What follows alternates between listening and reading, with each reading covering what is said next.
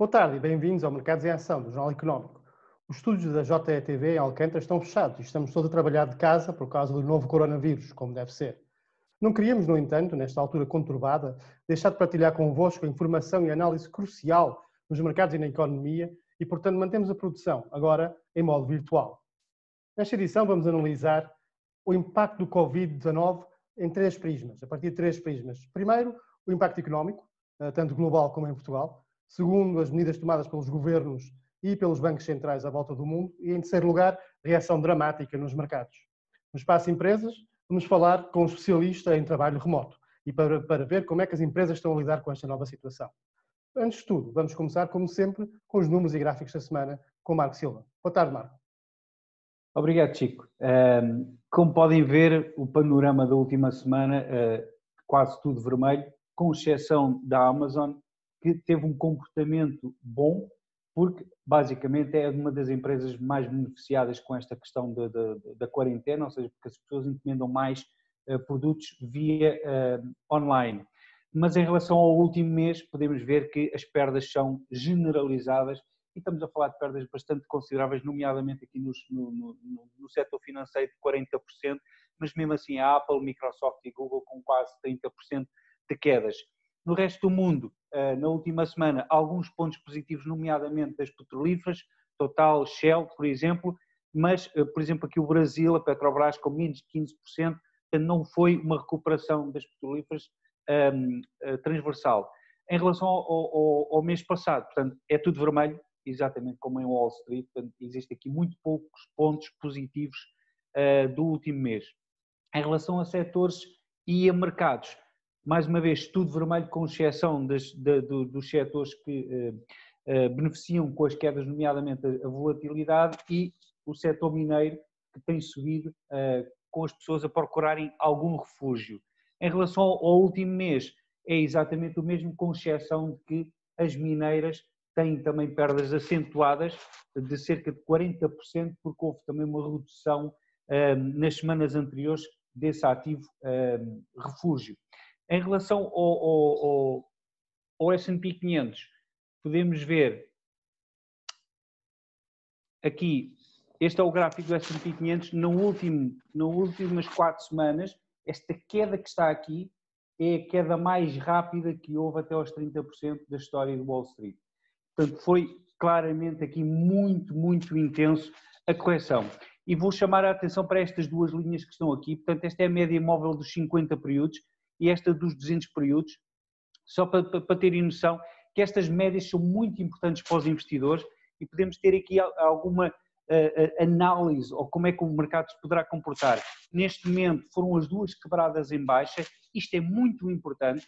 Reparem que a azul foi um ponto de suporte no ano passado e tem sido um ponto de suporte durante todo o bull market. Esta é que é a linha principal e esta já foi quebrada. E se nós formos ver, por exemplo, em relação à crise financeira, foi quando esta foi quebrada que os mercados começaram a corrigir ainda mais. Depois houve um teste do início da recuperação em 2009, 2010 e depois então deu-se a grande fase do bull market, uma grande parte de recuperação.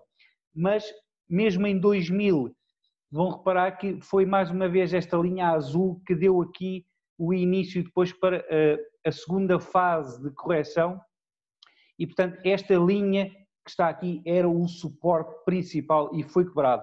Uma nota muito curiosa, nomeadamente aqui para este tipo de padrão, que vocês poderão ver aqui que são um estilo de duas ondas, em que ele vai testar esta linha que é dos 50 períodos. E isto é muito comum acontecer, porque isto é basicamente um estilo de um fake-out, ou seja, uma falsa recuperação. Ela testa uma vez, testa a segunda vez e depois não consegue e vem novamente e faz novos mínimos. E se podem ver que isto aconteceu muito recentemente, aqui no dia 3 de março, isto é 4 horas, o outro era de barras semanais, reparem, vai lá bater uma vez, depois vai a segunda vez, tem aqui uma quebra superior, as pessoas julgam que isto vai recuperar, mas não vai recuperar na realidade e depois vem novamente para baixo. Portanto, o panorama para já do S&P 500 é negativo, a força é quase toda a pressão negativa, portanto não há aqui grandes pontos positivos para termos em consideração, e portanto temos que aguardar para já para ver se estamos realmente no fim desta correção. É tudo, Chico. Uma maré negra, linhas quebradas, Marco, estes números e gráficos mostram bem o drama que se vive nos mercados por estes dias. Muito obrigado. Mercados, temos aqui Pedro Lino no nosso estúdio virtual desta vez. Pedro, obrigado por participar no programa de forma remota. Boa tarde, queria começar por falar contigo sobre a economia. Depois de alguma hesitação, os economistas começaram agora a dar as suas previsões sobre qual poderá ser o impacto económico do Covid-19 e parece ser grave. Qual é a tua perspectiva? Boa tarde, Chico. Boa tarde, Marco. Muito obrigado também por me convidarem. Efetivamente, o impacto que este choque está a ter na economia é brutal. Eu acho que nunca, nem num período de guerra, conseguimos ter um choque deste, que é um choque tanto na procura como na oferta. E, ao contrário de uma guerra, que ainda há alguma indústria que ganha alguma coisa com isto, neste caso é praticamente provavelmente podemos falar em algumas farmacêuticas que poderão ganhar algum poder nesta situação, mas a perda de riqueza é generalizada e transversal a toda a economia, uma vez que temos um choque quer por parte da procura, ou seja, os consumidores não vão consumir nos próximos tempos, quer devido à quarentena, quer devido ao facto de terem menores rendimentos, quer devido à incerteza, quer até ao aumento, infelizmente, do desemprego, mas depois também temos o choque da oferta, ou seja, as fábricas estão paradas, muita da produção está parada e aqui há uma questão-chave que é: podemos ou não entrar num período de inflação, uma vez que a produção vai estar parada. Nós já estamos a ver alguma inflação, principalmente nos produtos alimentares. Ainda hoje saíram notícias que os preços, quer da carne, quer o frango, quer os produtos alimentares, começam a subir substancialmente e há que ter muito cuidado, principalmente num período onde existem estas restrições. Quanto ao PIB, já existem inclusivamente previsões de uma queda de cerca de 24%, que é a estimativa do Goldman Sachs para a economia dos Estados Unidos, no próximo trimestre. Ou seja, é a maior queda de sempre, e isto é equivalente a uma depressão que vamos ter, mas uma depressão concentrada provavelmente num trimestre ou em 4 meses da economia mundial. Pedro, mas tiveste inclusive, depois da Goldman Sachs ter feito essa previsão, tiveste James Bullard, portanto um dos membros do Fed e o presidente do Fed de St. Louis, a dizer inclusive que poderíamos ter uma taxa de desemprego de 30% nos Estados Unidos, com uma contração do PIB de 50% neste segundo trimestre. E daí talvez as medidas que têm sido tomadas. Achas que isto é possível nos Estados Unidos? E falou-se inclusive a ser ontem dados, nomeadamente em relação ao primeiro trimestre, portanto ao trimestre que já passou, ou que está a passar, está a acabar, da China, com uma contração provável de 10%. Poderíamos ter esta amplitude de contração que, se acontecer nos Estados Unidos, será a maior de sempre? Eu creio que não, por uma razão. Se os governos não interviessem, nem governos nem os bancos centrais, provavelmente teríamos uma queda dessa magnitude, mais de 50% até. Mas o que nós estamos a ver são programas de estímulos generalizados, principalmente os Estados Unidos, que mais uma vez dão 10-0 à Europa, e só o programa que Trump está a tentar aprovar no valor de 2,5 trilhões de dólares, mais as compras da Fed, para além da redução das taxas de juros, mas principalmente o facto da Reserva Federal ter vindo ontem de dizer que as compras de ativos são ilimitadas, isso significa que não há limites, ao contrário do que aconteceu em 2008, que existiam alguns programas que estavam balizados a 700 mil milhões, ou a 1.000 milhões, a 1 trilhão de dólares. Neste caso, a intervenção, e acho que a Reserva Federal percebeu o que é que podia acontecer, que era uma recessão generalizada, um pânico a nível mundial, até porque os mercados financeiros já estavam a refletir isso, mas estas intervenções acho que vão mitigar muito esta possível queda, por isso provavelmente nem vamos chegar aos 24%, será menor. E em relação em Portugal, quais é que achas que são os setores mais afetados? Os serviços, o turismo, o imobiliário? Turismo imobiliário, sem dúvida. O que nós vimos a assistir nos últimos anos, e acho que nós falámos várias vezes no programa, é que a economia portuguesa estava muito dependente do turismo e de imobiliário mais uma vez. E qualquer choque externo poderia colocar em causa o crescimento da economia. Ora, infelizmente, este choque também atingiu os pilares da economia portuguesa, o crescimento dos últimos anos, que foi o turismo, receitas que não vão existir pelo menos no próximo trimestre, e depois também a parte do imobiliário. Porquê? Porque associado ao turismo e aos vistos de gold, nós tínhamos um forte investimento por parte de estrangeiros. Mas, para além disso, o que nós vimos foi uma propagação do Airbnb, nomeadamente pessoas que já não, investidores ou pessoas que tinham dinheiro disponível no banco, cuja rentabilidade era nula ou praticamente nula, que optavam por comprar apartamentos e alugá-los e assim ter uma rentabilidade de 6, 7% ao ano. Ora, agora, não tendo receita, não tendo fonte de receita para turismo, muitas dessas pessoas, principalmente as que compraram recorrendo a dívida, vão ter um sério problema nos próximos, eu nem diria 3 meses, provavelmente 6 meses, porque não duvido que mesmo que tudo que não é a volta à normalidade, mas que até junho a situação fique mais ou menos controlada, que logo em julho e agosto o turismo recupera. Eu acho que vai demorar um pouco mais, nós não vamos ter uma recuperação em V, também não vai ser em L, ou seja, vamos ter aqui uma recuperação rápida, mas depois não vai ser para os níveis anteriores, mas depois mais lenta e sustentada. Pedro, e nesse sentido o setor imobiliário, com consequências para a banca e para os investidores. Pedro, ainda bem que mencionas a banca, estávamos a falar em medidas tomadas pelos governos. Portugal já tomou algumas medidas, apoio às empresas.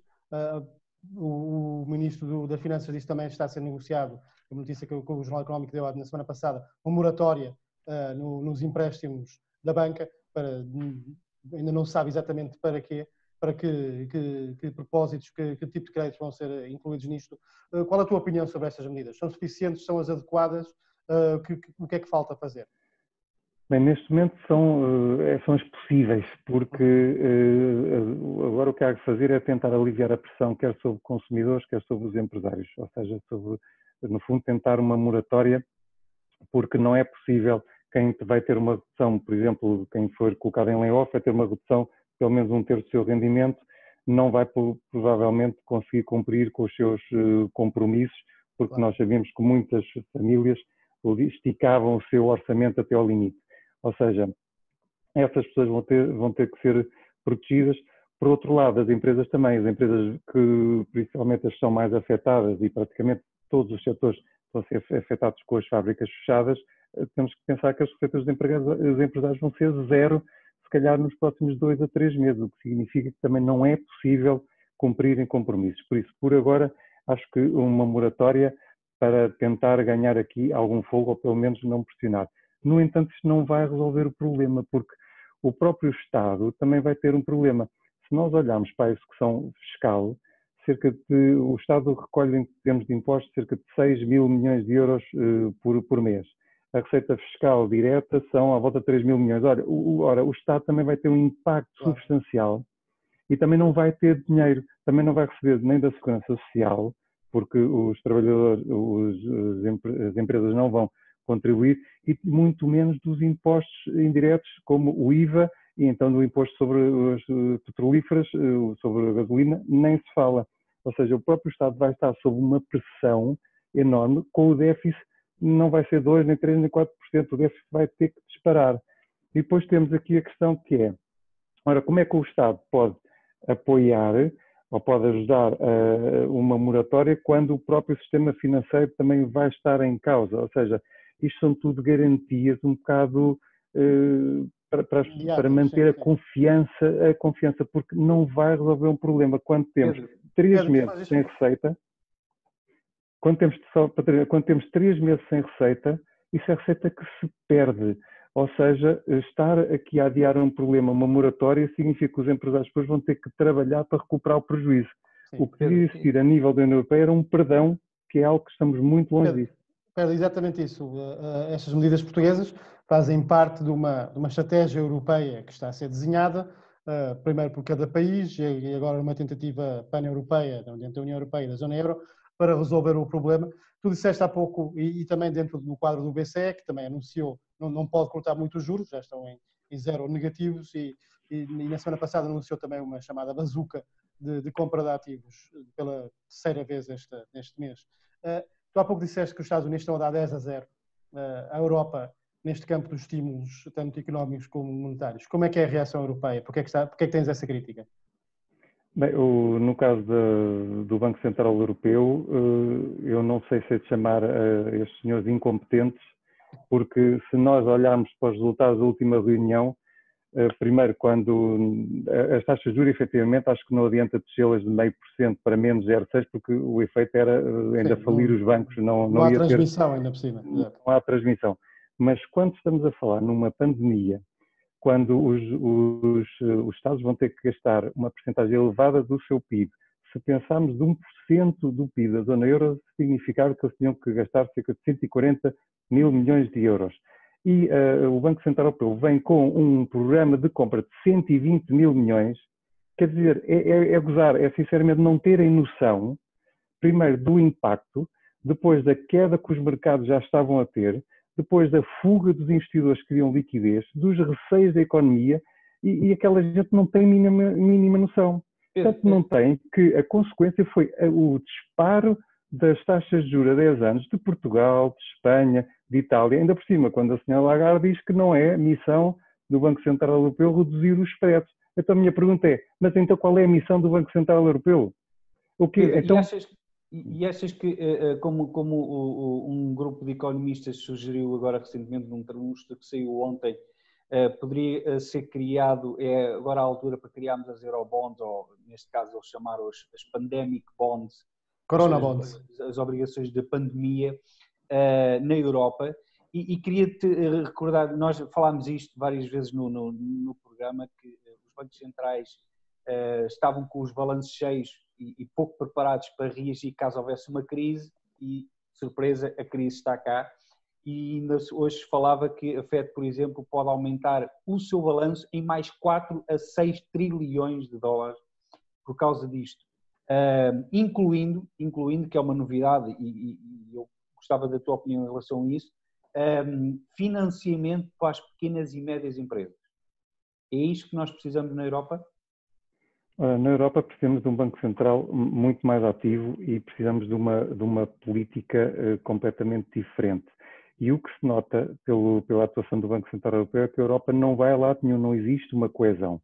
A razão pela qual eu acredito que ainda não podem existir eurobonds é que nós não temos um orçamento comum europeu, não temos políticas comuns europeias, não temos uma política energética comum, nós não temos nada comum. Cada país, como vimos agora na resposta à crise, atira o que pode, cada país no fundo decide as suas medidas e tenta estimular a sua economia como pode. Não há um programa como nos Estados Unidos, quer dizer, meus amigos, temos aqui 2, 3 trilhões ou bilhões na Europa, o que for, e agora vamos ver como é que se reparte isto. Vamos ajudar, e isto sai de um orçamento europeu, dá-se lá saber como, terá que ser um Banco Central com certeza a financiar isto, mas sairia de um orçamento europeu. Não é isso que se fala na Europa. Na Europa fala-se, a Espanha tem um programa próprio, a França vai como pode. Mas não poderia ser alguns instrumentos criados na última crise, não é? O mecanismo europeu de estabilidade, por exemplo, podia ser utilizado para ser financiado de forma maior e emitir eurobonds, por exemplo. É que também não é necessariamente, não é nesta altura que vamos conseguir criar um orçamento, já não estávamos a conseguir criar um orçamento europeu e não é agora, de repente, no meio de uma crise, vamos criar, não é? Sem dúvida, mas eu acho que a criação das eurobonds neste momento até podia ser contraproducente para a restante dívida, porque os investidores iriam preferir toda a dívida que está mais segura, e a minha questão é, e toda a outra dívida que foi emitida e que terá que ser feito o rollover nos próximos anos? Sim, os investidores... Com maior risco, é quase um high yield. Exatamente, ou seja, aqui depois tínhamos um problema que é, o Estado já tem um problema em fazer o rollover dessa dívida, em regular essa dívida todos os meses ou todos os anos. Se emitíssemos agora 10 ou 15% do PIB, que é isso que vai ter que ser necessário emitir, em eurobonds, então as outras obrigações iam constituir um problema, não só para os Estados, quando quisessem refinanciar, mas para os próprios investidores. E quando falamos de investidores, é a banca, são os fundos de pensões, são os fundos de investimento, que iriam perder valor. E agora, voltando à Fed, a Fed efetivamente é mais, mesmo assim a Fed ainda cometeu um erro, que foi quando anunciou primeiro que, na primeira reunião, que iam comprar cerca de um trilhão de dólares. Ontem, ou anteontem, já vieram dizer que as compras eram ilimitadas, porque perceberam que a pressão vendedora dos investidores, o pânico que existiu do mundo parar e das pessoas não saberem o que vai acontecer, o pânico da incerteza, cria vendas na ordem dos trilhões. E eu quero recordar que também nós falámos há uns meses, ou há um ano, no programa, do perigo que era a gestão passiva, que é as pessoas todas a comprarem ETFs e a deixarem o dinheiro lá guardado. Ora, quando quiseram sair, ninguém conseguiu sair dos ETFs, ou conseguiam sair a desconto. E uma das razões para a queda do mercado é que os investidores americanos e europeus que andaram a investir nesses ETFs, a venderem, não estavam líquidos. Nós temos ainda ETFs de obrigações. A Fed disse ontem que vai comprar ETFs e tudo. Exatamente. Ontem o que a Reserva Federal percebeu finalmente é que isto, a gestão passiva, também é um problema, mas mais uma vez os bancos centrais também não correr atrás do prejuízo, que foi ontem vão comprar ETFs de obrigações de ETFs que compram obrigações de empresas, vão também comprar pela primeira vez obrigações cujo colateral são escritórios, são centros comerciais. Porquê? Porque há muitos centros comerciais que também vão fechar e temos ETFs, até as obrigações municipais que vão comprar para evitar a falência das cidades e dos estados. E porquê? Porque esses ETFs estavam a 40% e 50% já com quedas face ao último mês. Deixa-me só uma provocação muito rápida. E em relação àquilo que também tu disseste, basicamente a Fed fez aquilo que Mário Draghi fez para salvar o euro, não é? Disse aquilo que foi preciso. Mas a Ray Dalio disse esta semana uma coisa muito, muito curiosa. Será que todo este dinheiro novo que vai entrar no mercado, que é muito, vamos dobrar os balanços, não estamos um pouco mais perto de sentir que o dinheiro já não vale tanto? Ou seja, as pessoas perderem a noção de que o dinheiro tem realmente valor? Ele colocou esta hipótese.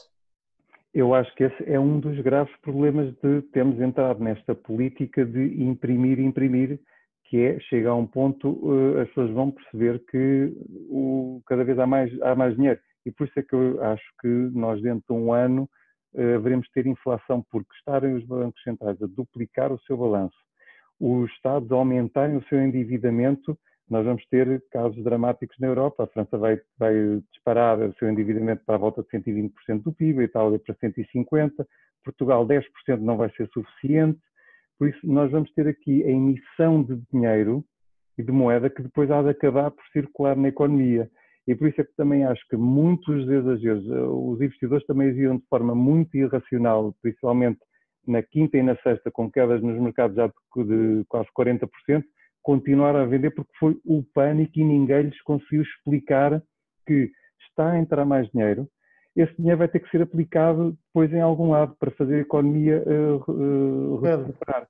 E é um perigo estes trilhões todos. Exatamente. Temos alguns minutos, 2, 3, no máximo 5 minutos para uma última análise. Esse dinheiro vai vir também de helicóptero, não é?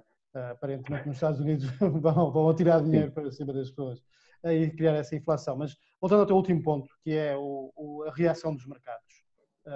Como disseste, tem havido que durante alguns dias qualquer sinal, seja da Fed ou do BCE ou de outros bancos centrais, parecia aumentar o pânico, porque demonstrava aos investidores que os bancos centrais também estavam com muito medo. Isso, pelo que parece, isso achas que já acalmou? Vamos começar a ver as quedas a estancarem um bocadinho? Vê-se um fundo, um bottom neste mercado? Bem, hoje os mercados europeus ontem já tinham recuperado e na sexta-feira já estavam aqui a tentar arranjar algum fundo e hoje os futuros, quer os futuros americanos, quer o mercado americano, quer o mercado europeu, está a subir bastante. Isto na expectativa de que o pacote de estímulo orçamental proposto por Trump, que pode atingir os 2,5 trilhões de dólares, ou bilhões de dólares na gíria europeia, o que significa que é quase estamos a falar de mais de 10% do PIB americano que está a ser negociado hoje. E isso, em conjunto com as compras ilimitadas da Fed, nós estamos a falar de 7 ou 8 trilhões que vão entrar na economia no próximo ano. Ora, isso está a produzir um efeito, pelo menos, de acalmia. Mas eu acho que o que produz mais, o que está a contribuir mais para o mercado é o facto não só de se colocar dinheiro no bolso das pessoas, porque cada família pode chegar a receber ou cada pessoa pode receber um cheque de $1.500, que será suficiente até maio, depois provavelmente deverá ser necessário mais, mas para além disso é mesmo o facto de ontem a Reserva Federal ter dito que vai comprar tudo, desde as obrigações municipais às obrigações de empresas, só faltam mesmo as ações. E vou ser sincero, se por acaso o mercado baixasse mais 2 ou 3 dias, eles também iam comprar ações.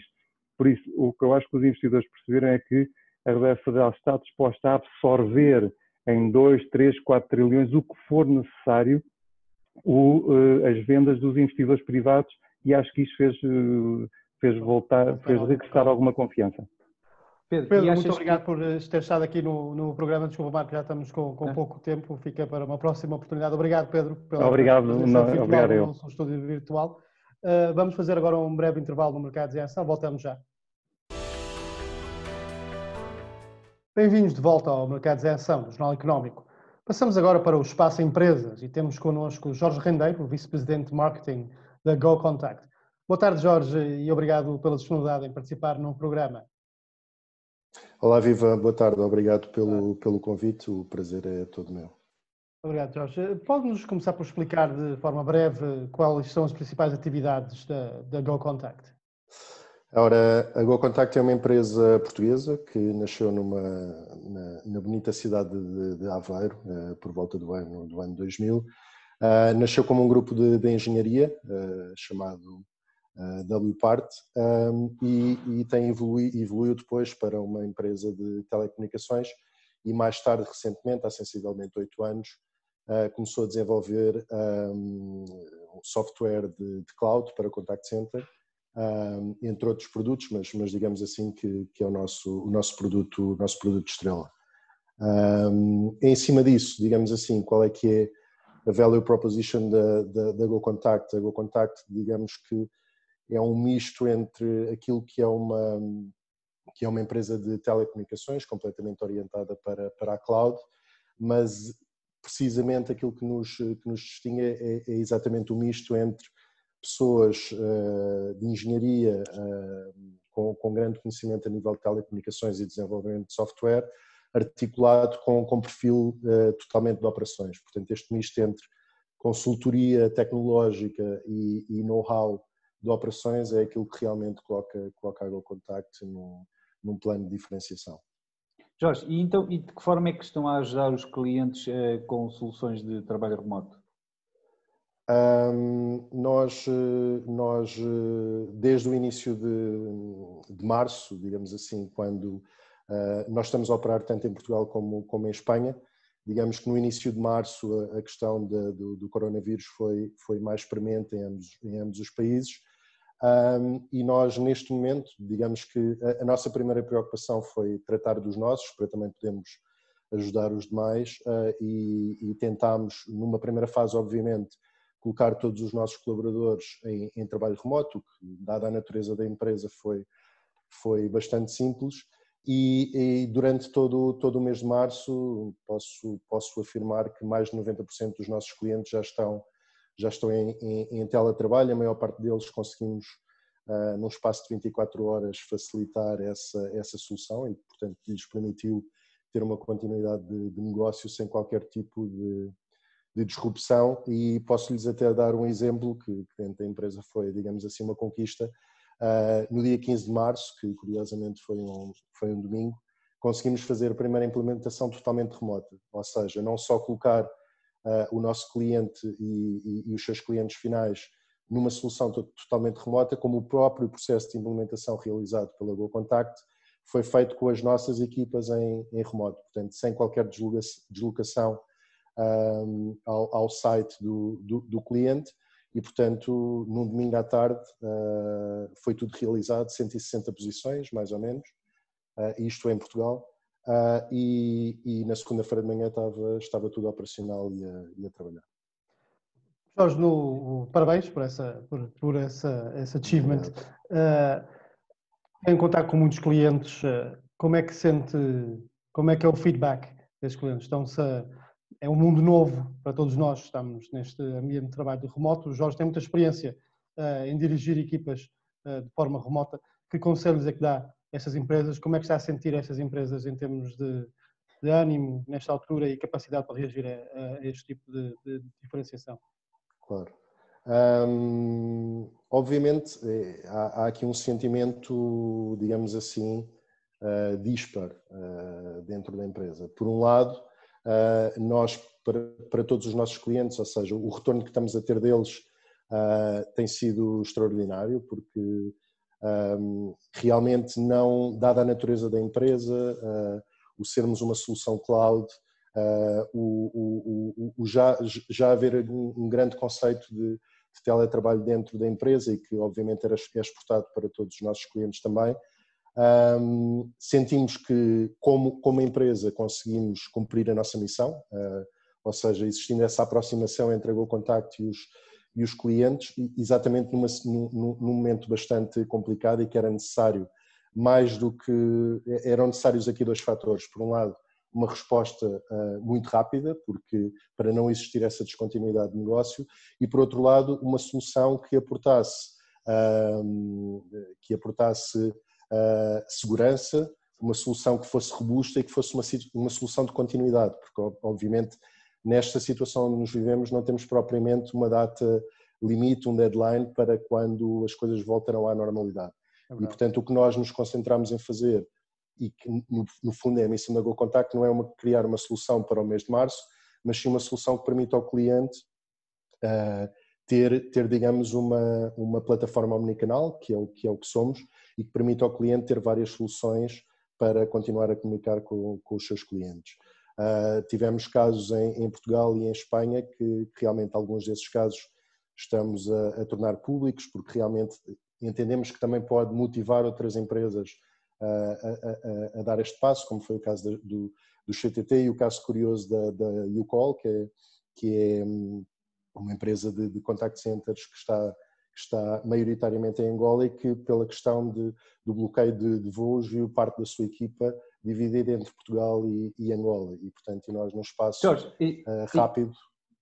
Jorge, e achas que esta situação poderá ser o clique que faltava para muitas empresas darem o passo para o trabalho remoto, que aliás era uma das coisas que inclusive tem-se falado nos últimos tempos que seria o futuro, ou seja, as pessoas trabalharem em casa, haver mais flexibilidade laboral, e achas que isto vai acabar numa menor utilização do canal presencial no futuro, depois de ultrapassar esta crise?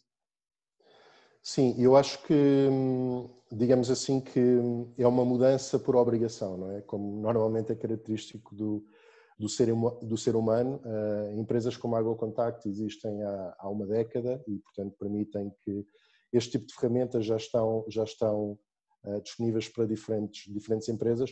O que acontece agora é que, digamos que vai haver um pós-Covid-19, que é as empresas que realmente tinham estruturas e tinham parceiros que os puderam ajudar facilmente a fazer esta transformação. Falamos muito de transformação e de inovação e estamos todos a ser obrigados a fazê-lo num curto espaço de tempo. Portanto, vai haver empresas que vão resistir e inclusivamente fortalecer-se com este infortúnio, digamos assim, e existirão outras que terão muitas dificuldades. O ponto que mencionaste é precisamente um dos pontos fundamentais, que digamos aqui é uma opinião mais pessoal. Há de facto um impacto grande no canal presencial. Empresas que estejam totalmente dependentes ou única e exclusivamente dependentes do canal presencial e que não tenham uma omnicanalidade, ou seja, que não tenham forma de atender os seus clientes ou de gerar as suas vendas através de chats, através de um canal de e-commerce, através de, inclusivamente, a utilização do canal Voz. Nós temos visto estatísticas sobre o crescimento do canal Voz tanto nas comunicações pessoais, mas especialmente a nível dos negócios, e, portanto, plataformas que permitam essa omnicanalidade serão certamente plataformas não só que permitirão às empresas vencer, mas serão plataformas que convém ter como parceiros, digamos assim. Jorge, muito obrigado por esse insight e boa sorte nesta próxima fase da atividade da empresa. Até uma próxima oportunidade. Muito obrigado. Obrigado pelo convite. Boa tarde. Marco, vamos para a palavra da semana. Qual é que é? Sim, hoje vamos falar em Ripple, que é uma palavra que tem estado na moda, que basicamente é Repurchase Agreement, ou seja, é a recompra acordada, em tradução assim um bocado flexível. Isto significa que os bancos todos os dias, bancos e financeiras, precisam de capital no final do dia e o que fazem é, basicamente, trocam as suas obrigações do Tesouro norte-americano por liquidez ou por dinheiro. E o que acontece é que, geralmente, este é um mercado que é feito entre os bancos, só que quando existem momentos de crise pode não haver essa liquidez, os bancos podem não estar interessados nisso, então é aí que a Fed tem entrado e neste momento está com uma liquidez de 1 trilhão numa nomenclatura norte-americana por dia a oferecer essa troca e existem dois tipos de Ripple. É a Ripple normal, ou seja, que é de um dia para o outro ou daqui a uma semana, que essa é a Ripple a termo, e depois existe a Ripple aberta, ou seja, que são aquelas trocas que são feitas e que as empresas não sabem quando é que vai acabar. Isso são as Ripple, que basicamente o FED também tem duas linhas para isso, que não é muito conhecida esta parte, de 500 mil milhões para cada uma delas a um mês e a 3 meses. Portanto, o FED basicamente está a oferecer a liquidez que for preciso para as empresas poderem ter o capital necessário. Obrigado, Marco, pela participação no programa e com essas informações. Terminamos aqui esta primeira edição do Mercados em Ação de modo virtual. Agradecemos por terem estado connosco. Até uma próxima oportunidade, na próxima semana. Entretanto, protejam-se e fiquem em casa.